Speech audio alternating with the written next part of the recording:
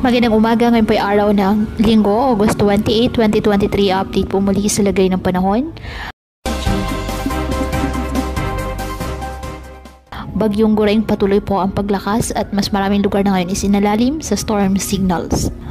Inaasahang lalakas pa bilang isang super typhoon ang Bagyong Gureng at aabot sa 195 km per hour bago ito humina at tumama sa Taiwan malapit po sa extreme northern Luzon.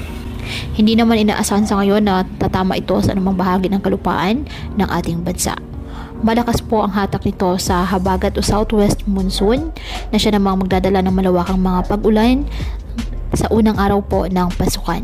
Ngayong araw asahan ng mga pag-ulan dyan po sa Bataan, Metro Manila, Calabarzon, Mimaropa, Bicol Region, Visayas, Dinagat Islands at Camiguin. Kaya pinapayuhan ng ating mga kababayan na may maingat at maging alerto po sa mga posibleng pagbaha at pagguho ng lupa at ugaliin na magdala palagi ng payong o kahit anumang panangga sa ulan sa tuwing lalabas ng ating mga tahanan.